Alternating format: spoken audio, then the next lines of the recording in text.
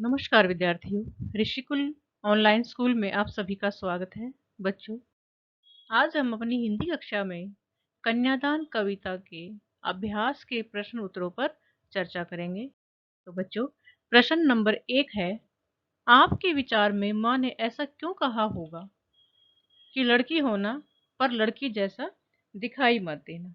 बच्चों, माँ बेटी को समझाना चाहती है कि बेटी, आपके अंदर कोमलता, सरलता, दयालुता और धैर्य के एक स्त्री के जो गुण होते हैं वो सारे तुम्हारे अंदर होने चाहिए। पर इसके साथ वो यह भी समझाना चाहती है कि बेटी, इन गुणों को अपनी कमजोरी मत बनने देना कि कहीं ससुराल पक्ष तुम्हारा शोषण ना कर सके।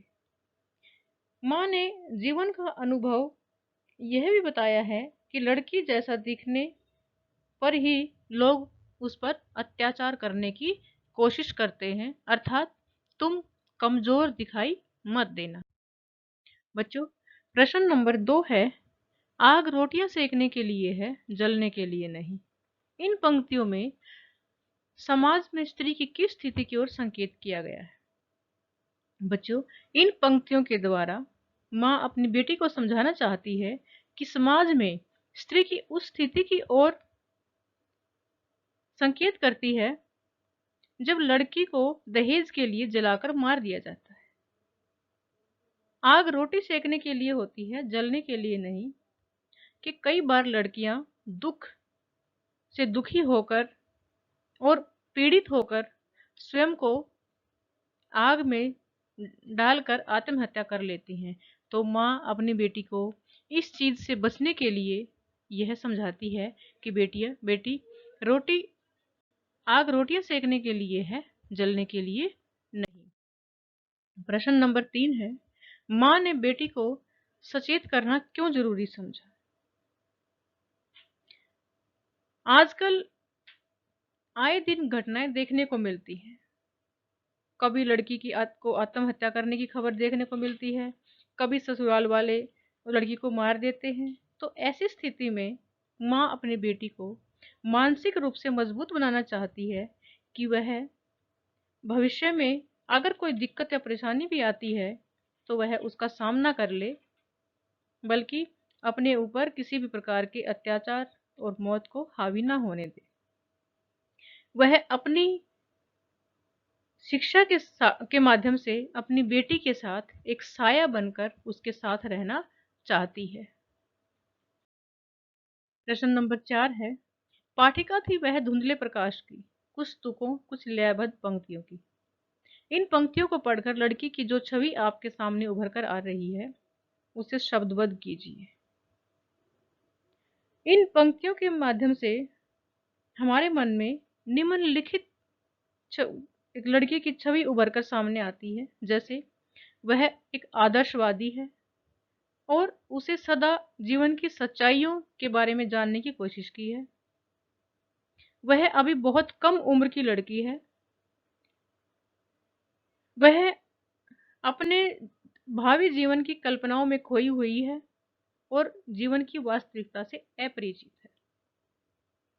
उसे विवाह के पश्चात मिलने वाले सुखद पलों का एहसास तो है, लेकिन उसके साथ मिलने वाले बंधन और कष्ट, उनका अंदाजा अभी उसे नहीं है। अर्थात इन पंक्तियों से पता चलता है कि लड़की को केवल जीवन में एक बहुत ही कम ज्ञान है, जो केवल सुखद अनुभव है उन्हीं का ज्ञान है, उसके बाद वाले कष्टों का उसे ज्ञान नहीं है। प्रश्न नंबर 5 है, माँ अपनी बेटी को अंतिम पूंजी क्यों कह रही है? माँ अपनी बेटी को अंतिम पूंजी इसलिए कह रही थी कि पुत्री माँ के सबसे निकट और सुख दुख की सच्ची साथी होती है।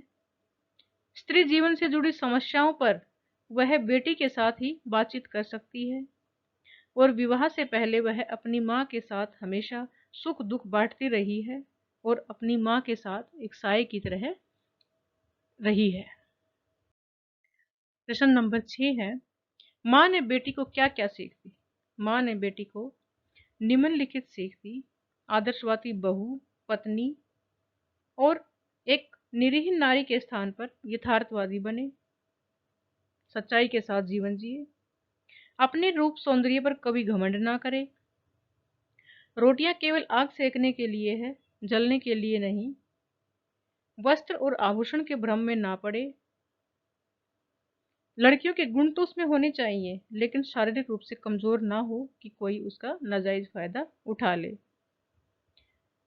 घरेलू जिम्मेदारियां संभालते हुए एक अच्छी गृहिणी होने की सीख दी है, किंतु अपनी सुरक्षा पर कोई आंच न आने दे। और क्वेश्चन नंबर 7 है बेटा, आपकी दृष्टि से कन्या के साथ दान की बात करना कहाँ तक उचित है?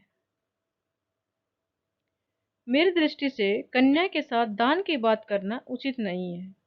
वर्तमान समय में जब हम लड़का लड़की में कोई अंतर ही नहीं समझते हैं, तो लड़की को भी वे सब सुविधाएं दी जाती हैं जो एक लड़के को दी जाती हैं, तो कन्या को दान करने जैसी बात करना बेकार है। आज सभी माता पिता कन्या के सुंदर और अच्छे भविष्य की कामना करते हैं, इसलिए वे अपनी बच्ची को विवाह से पहले काबिल बनाना चाहते हैं ताकि वह स्वतंत्र अस्तित्व से अपना जीवन जी सके। तो मेरी दृष्टि से कन्या के लिए दान शब्द की बात करना उचित नहीं है।